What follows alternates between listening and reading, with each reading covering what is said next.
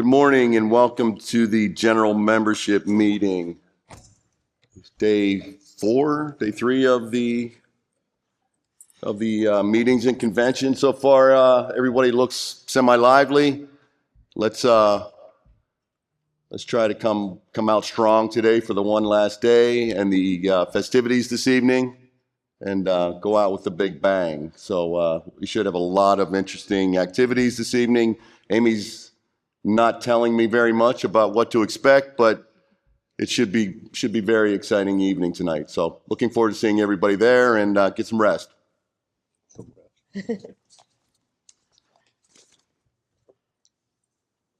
Before I get started, I would like to recognize the 2024-2026 Executive Committee up here on this little stage. My name is Mike Bradle. I'm the current president. Matt Morgan is the president-elect.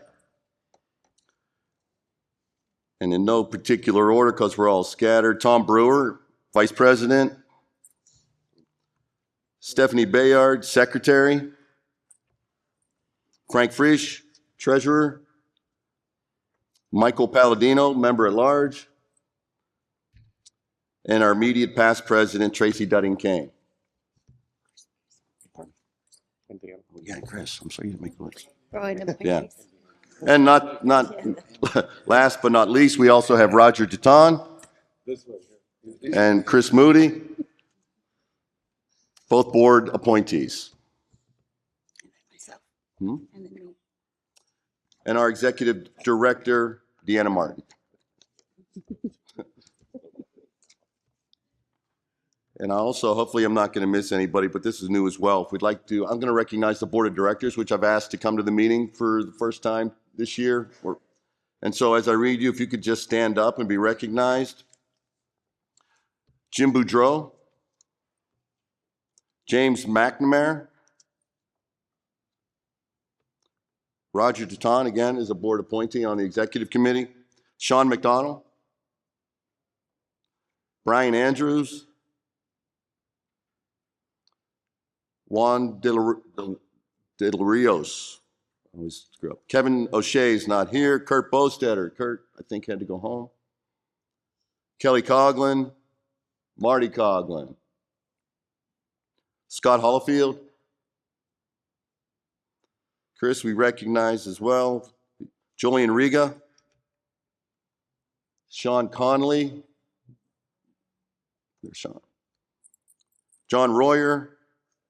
Harold Giddish, David Johnson, Dean Cursor, Wendy Larison, Wendy's not here, Dean's not here, Jorge Laria, and Rick McKinley. Thank you.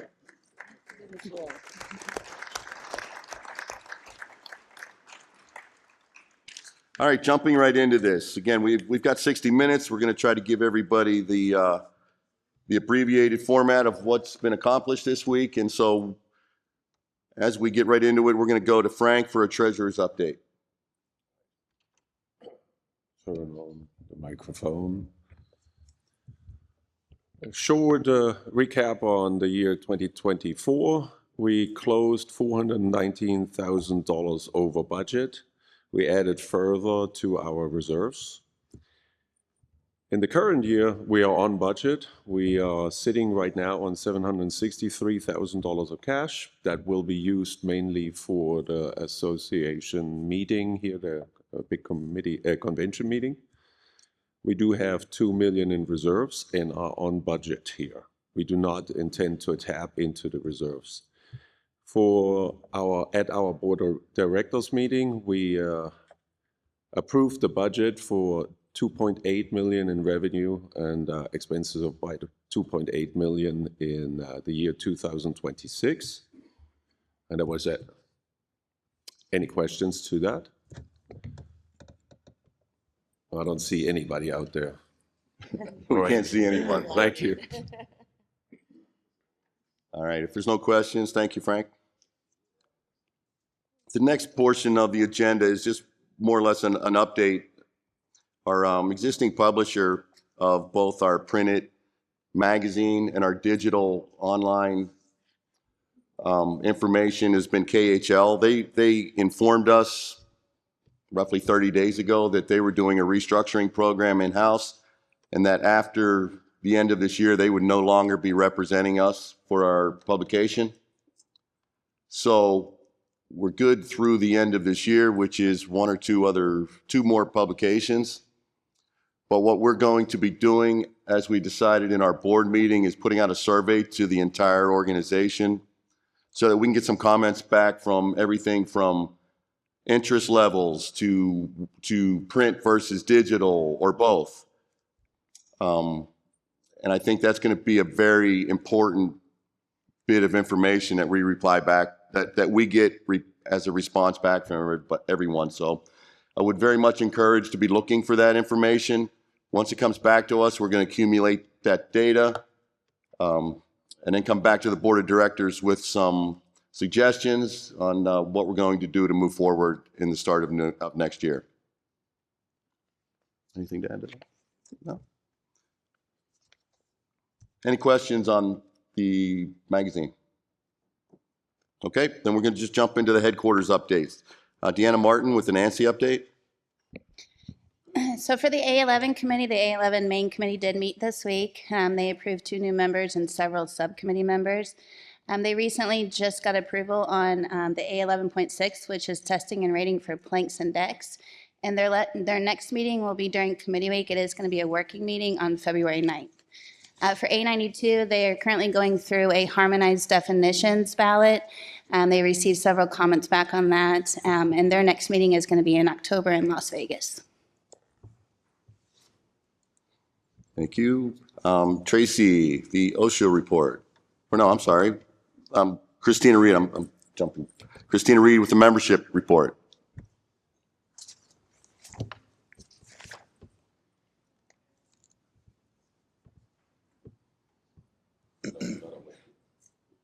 Hey, it's Christina way over here in the corner now that we got the microphone working. Sorry, I'm losing my voice per usual. Membership update for you guys. We are at an 88% retention rate for the 2025 membership dues. I'm still trying to get those last couple ones in.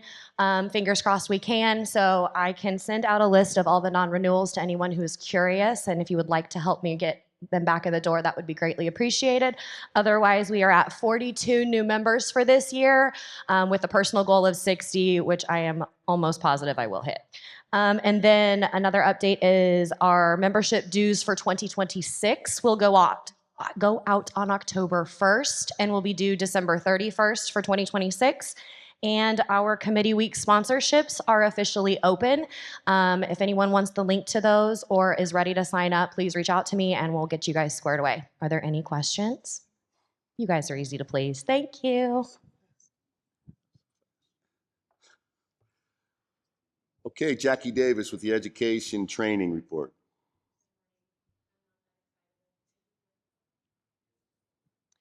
All right, so content development. We rolled out our suspended program for competent person training earlier this month. So you have any questions about that or are looking to get signed up, let us know and we'll get you into a institute that's teaching that. Speaking of institutes, we have 5 new training facilities that we've added so far for this year, and we have 1 more pending. As far as new instructors, we had 17 approved during committee week, and then at this meeting we had 12 that we went ahead and got through. So we've also not only grown our locations, but we've also grown our trainer force. So good news there. And with Christina's membership dues, ATI dues will go out, and it looks like we will have a total of 116 locations that will be billing for 2026, and we are expecting more growth there as well for the next year. And I believe that is it. Do I have any questions from anyone? Okay, thank you. Okay, thank you. Deanna, for future meetings. So committee week in 2026, we're going to be in Savannah, Georgia. Those dates are February 10th through the 13th. The 2026 annual convention will be in Nashville. Those dates are July 21st through the 24th. We also have booked 2027 Committee Week in Salt Lake City. And once again, we just encourage everybody to book in the hotel block. Not only does it count towards attrition, but also the SEIA credit when we do not hit our minimums. So once again, we just encourage everyone to book within our block. Any questions on future meetings? Okay, thank you. I'm going to add one more thing to this update, and that's to a quick update on the strategic plan that we put into place last year. This is, as I said, the conclusion of the first year of the 3-year strategic plan. And when the plan was developed and approved by the board, the 4 main areas of concentration were brand awareness and messaging, technology, member development, and workforce development. And so just to highlight some of these things, rather than keeping us here for the whole day, things have been moving on rather well. We have a monthly meeting that we're reviewing all these different areas of concentration. Different parts of the EC are concentrating and have been assigned to different portions of those areas. And just a real quick snapshot, the brand awareness and messaging, that's membership growth, social media, convention attendees, and just general increases across the board. And those are coming out again on the membership reports and some of the numbers that the ladies are doing, and those are all moving along very well. The second portion of the areas of concentration was technologies, and the main thing that we had a goal of achievement there was our website. We put an ad hoc group together that Mr. Morgan has led for us, and things are coming along very well there. Matt, you want to give us a couple quick notes on that? Sure. First, just want to say thank you to 2A Marketing. They are working on the website, as well as you've seen with the cameras all over the place. They've been working really hard on our goal with the website, which is think of the future members, think of our current members. How are we going to streamline the website? How are we going to make it easier for the information to be found? And so we've been having a meeting every couple weeks, and the goal is to have the website up and running by end of year. And then with the goal of we're going to refresh, revamp the website so that it's more streamlined. It has SEO. We don't think we're going to beat the trucking SAIA, but we want to be right there with them. And so with that, we're also hoping that not only does it help our members to show their customers and other vendors and everybody else the ease of the website, but that outside members, when we want to be the education, the training, membership association, that they can easily find what we want to show them. So we're hoping we could kind of give you a snapshot while we're here, but we also wanted to make sure that by the time you see it, it's running smoothly, it looks good, it's functioning, and then of course, once it's up and running, we'll want your feedback. So the goal, right now we are on pace to hit our goal, and that's really was our first kickstart of our strategic plan. So be on the lookout for it, and we'll announce it and let us know what you think. Yeah, it's exciting. It's moving along really well. The third area of concentration within our strategic plan was member development.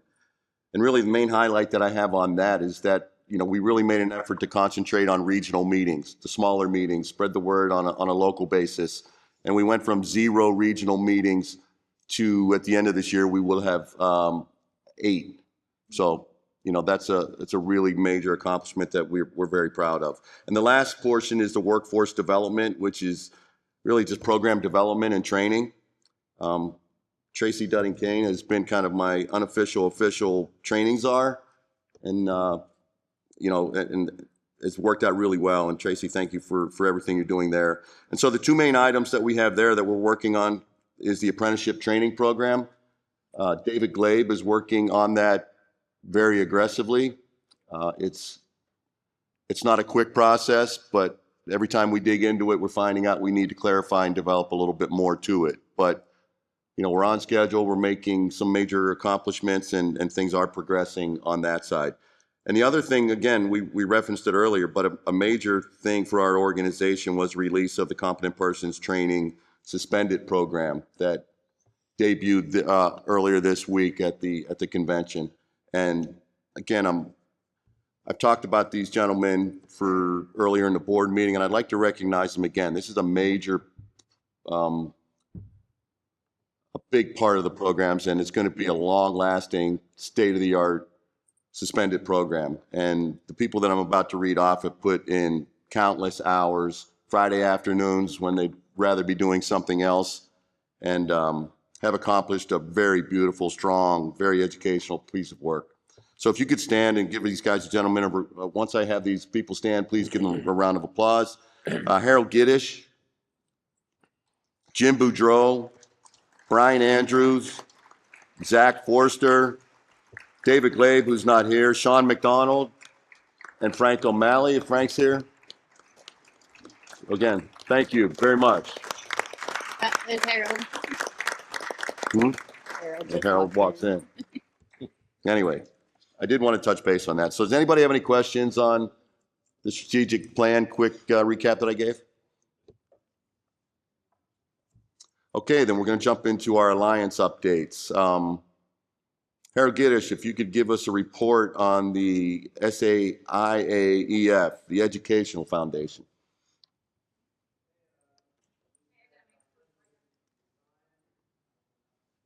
Harold, we've got to give you a microphone, please.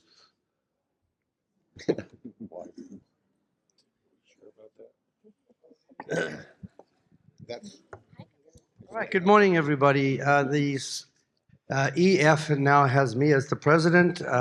Chris Moody stepped down. We're going to be kind of looking into where everything is after Amy passed away. We kind of have to dig into getting things back to our control. So we're working on doing that, and we'll have a raffle in Nashville, and that'll be our next event. Thank you. Thank you, Harold. With the OSHA Alliance update, Tracy Dudding-Kane.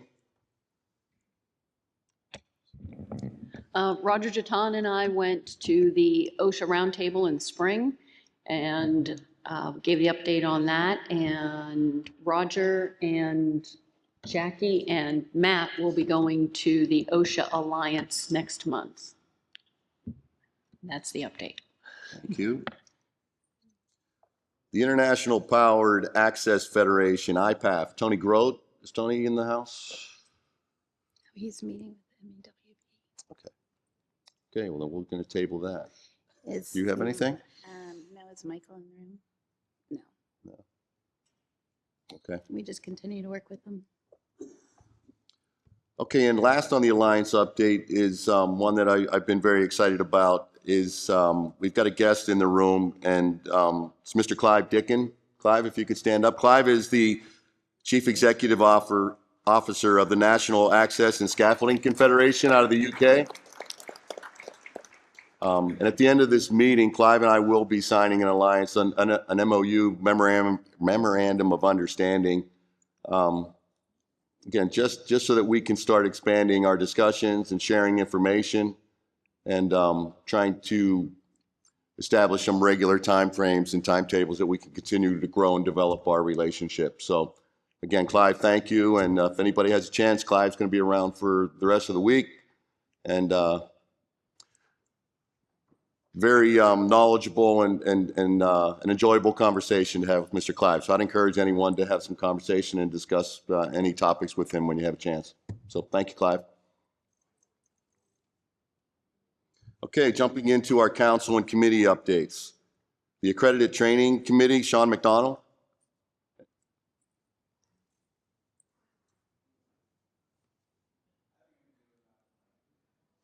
Okay.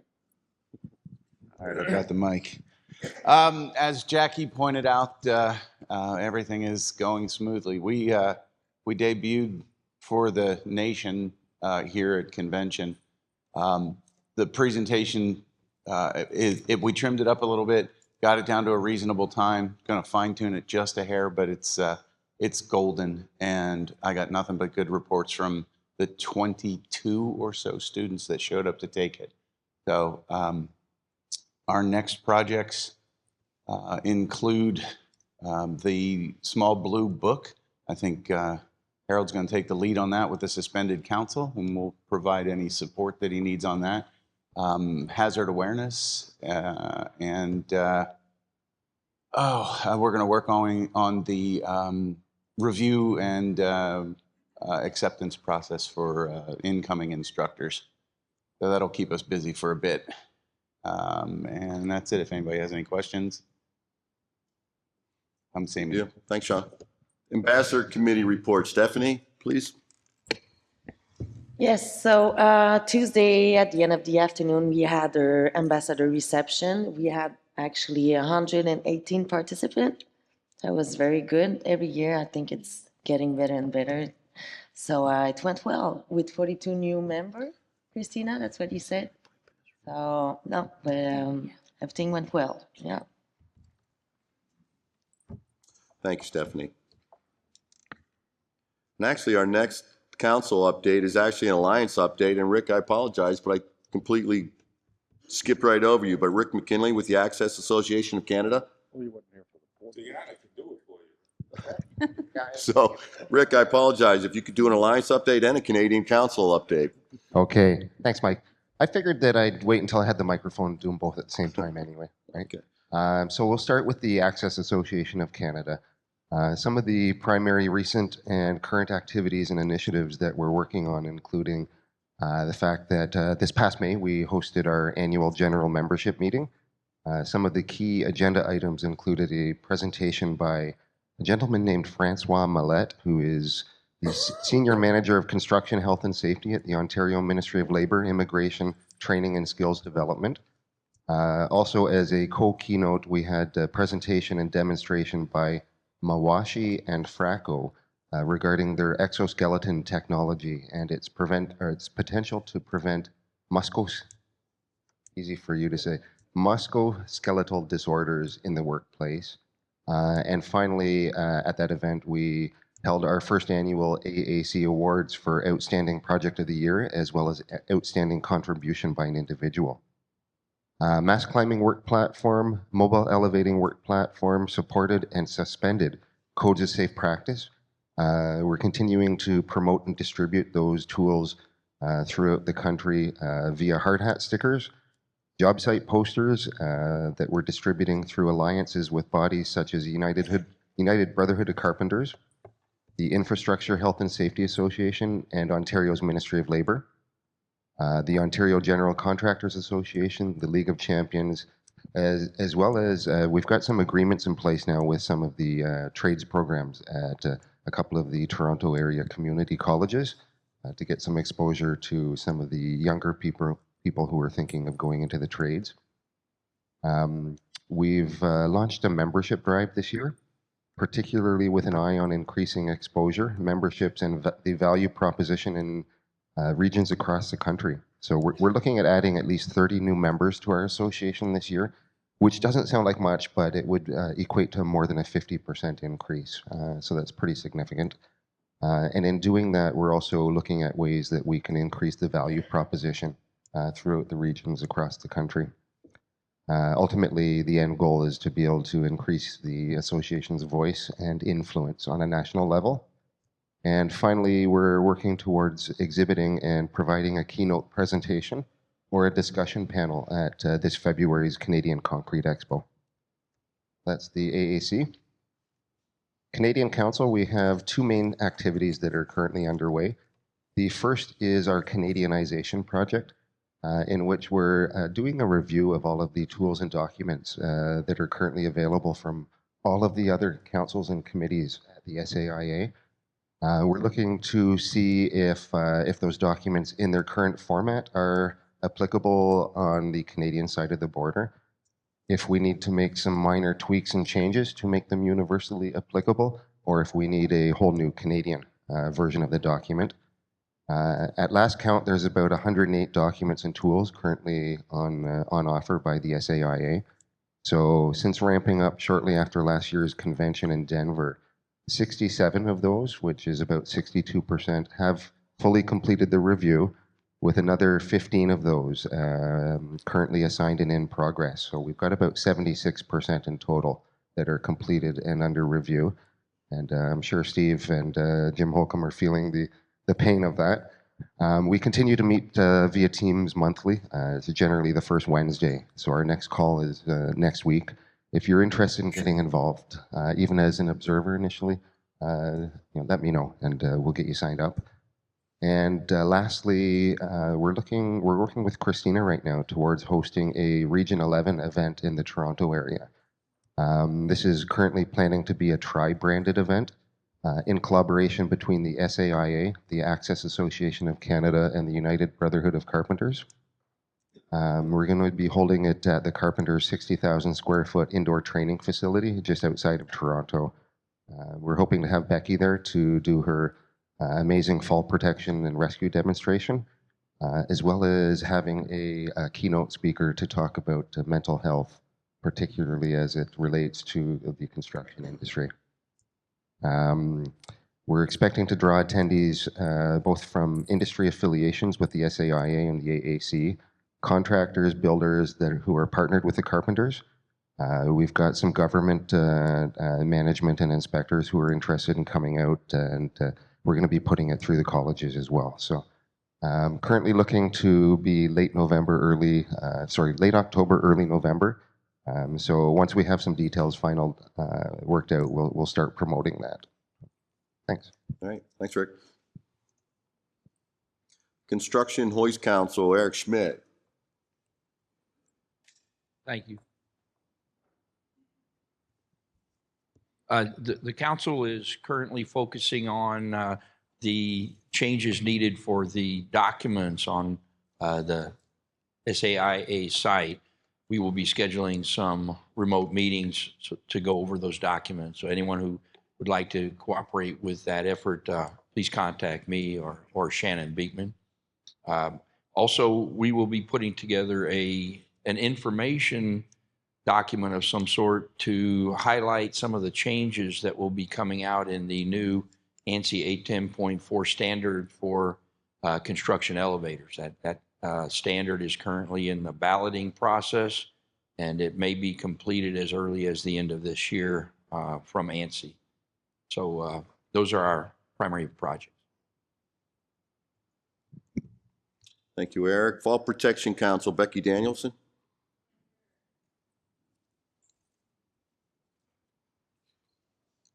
Controls it over there.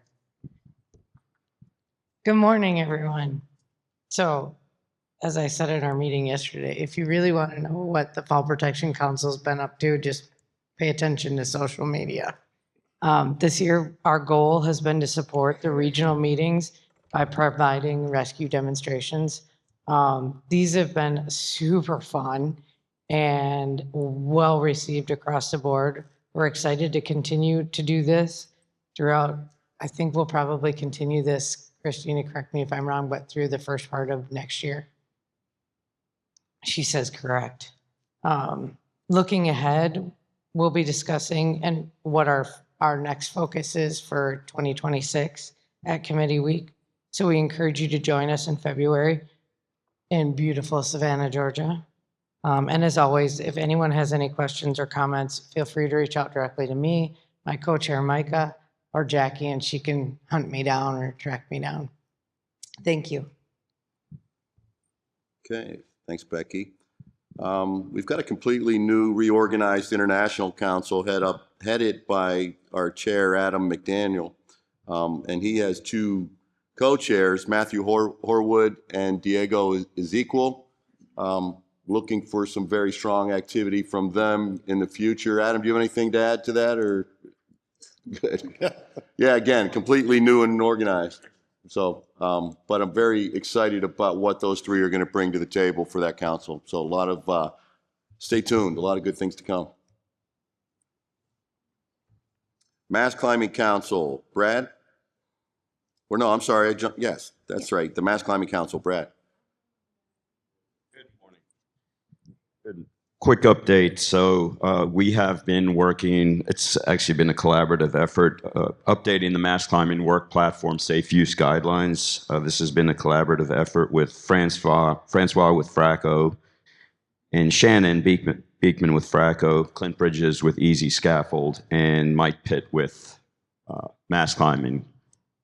That is close to completion and will be ready to be submitted to R&R for review shortly. A couple of other projects that we've taken a pause on with Kevin O'Shea's absence are a task-specific risk assessment for transference from mass climbing work platforms to buildings and existing structures, as well as a task safety analysis, a pre-work toolbox talk for mass climbing work platforms.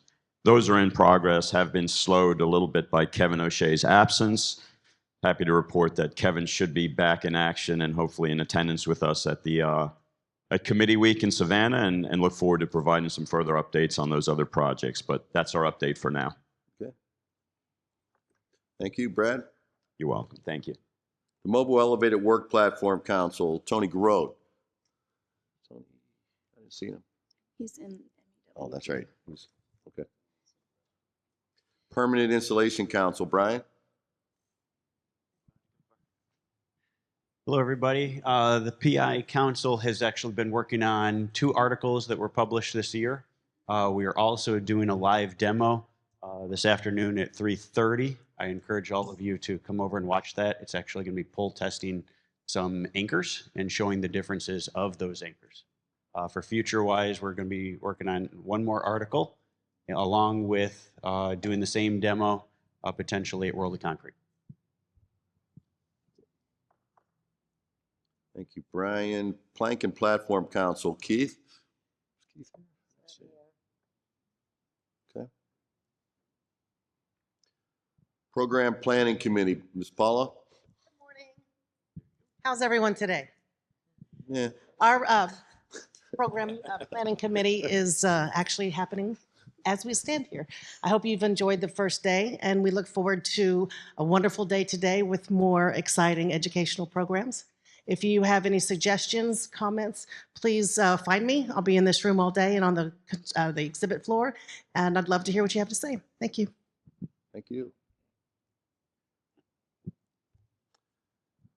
The Regulatory and Review Committee, Mr. Stephen Smith, who speaks the same language as our guest, Mr. Clive, tonight. So, although you've been here for 35 years. Right? Actually, 49. Okay. But who's counting? Good morning, everybody.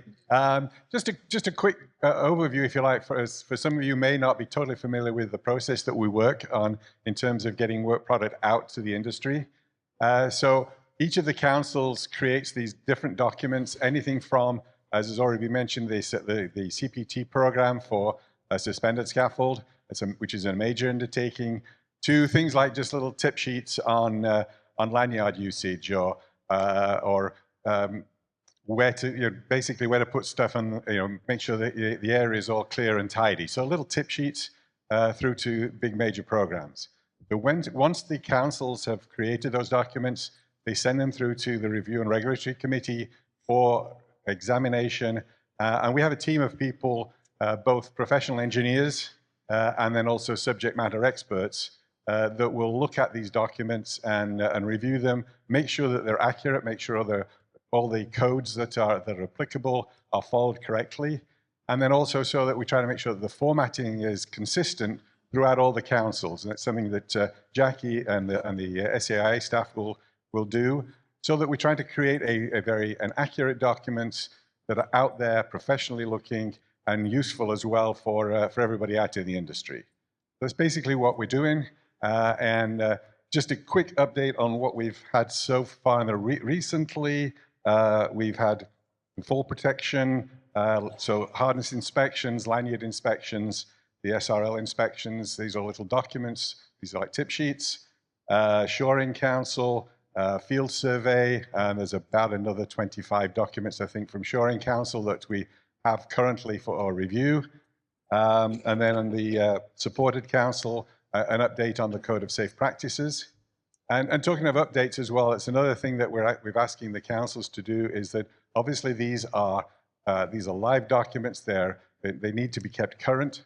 There are always changes in the industry, albeit sometimes very slowly if it's OSHA.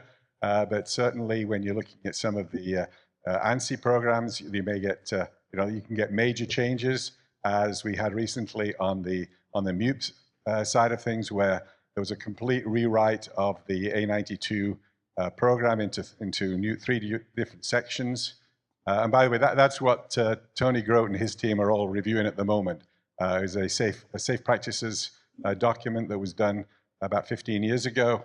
Because of there being a big change to A92, these 3 documents are all having to be completely redone, which is what they're working on at the moment. Once they've been done, they'll come to R&R to be reviewed and then get out to the industry as quickly as possible. So other than that, basically just a quick thanks also to my co-chair, Jim Holcomb, who's been doing a wonderful job of, when we get the documents, pushing them out to the team. And again, just like to recognize the people that are involved there in the back of the back of the office, as it were. On our engineering side, we have Tracy Tetting-Kane, Dave Glabe, and Zach Forster. And then our subject matter experts, Simon Hickson, Jeff Jack, Sean McDonald, and James McNamara. So thanks everybody. This is it's a great program because it makes sure that you get good, accurate documents out into the field for all the people out there. Well, thank you. Thanks, Steve. The SSFI committee, Frank Frisch. I'm sorry, Mitch. Sorry, I jumped over Mitch. The Shoring Council, Mitch Meadows. Hello. Yeah, so quick updates from the Shoring Council. So we found a new co-chair to help out, Jared Garner. So that's going to be a big help for these next couple months. We continue to have monthly meetings every 3rd Wednesday where we're going through the shoring design guidelines. We're essentially trying to establish best practices and standards for the industry for retrofit style shoring projects. We recently completed the best practice topic for wall bracing. And we're going to be sending to R&R shortly the best practice topic for truss shoring as well. The next topic we're going to be going into is shoring of existing structures for equipment loading. So if there's some type of heavy equipment driving over an existing structure, what are the best practices to actually pick it up? We're always looking for more volunteers because we've got a lot of stuff going on. So definitely reach out to me or reach out to Jackie if you guys are interested in joining in on those meetings. So that's all I got. Thanks, Mitch. And now to Mr. Frank Frisch with the SSFI committee report. The SSFI is working on its SSFI Verified program. We're now in the next round and setting up a upload and download program. And this will be hopefully completed by the end of this year and then ready to go and evaluate by the beginning of next year.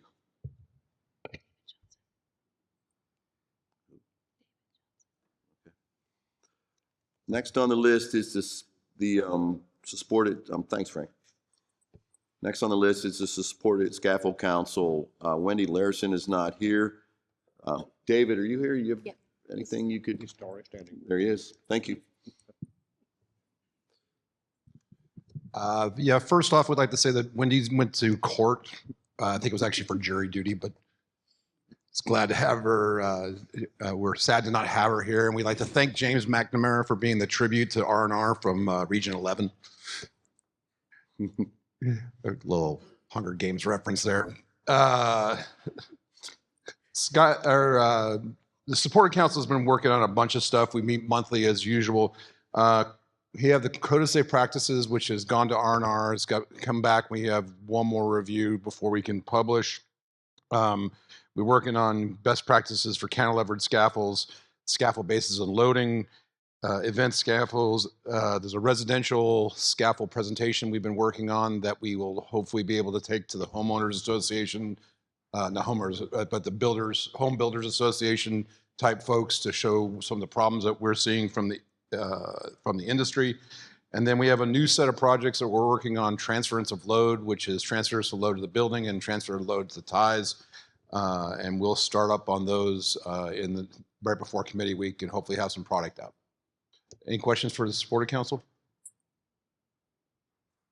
Thank you. And last but not least, Mr. Harold Giddish for the suspended scaffold council.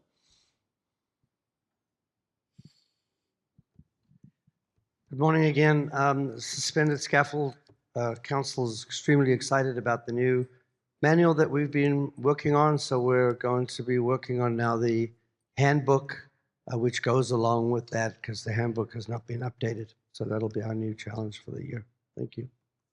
Okay, thanks, Harold. All right, well, that concludes our council and committee updates. Only thing left on here is any open discussion. Any questions, comments? You stood up, you have to say something now. Okay, well, we're ahead of schedule. Hope to see everybody this evening and for the rest of the day's events. And with that, I will adjourn the meeting. Invite anyone to stick around and watch Clive and I sign our MOU. And that's it. I appreciate all your time.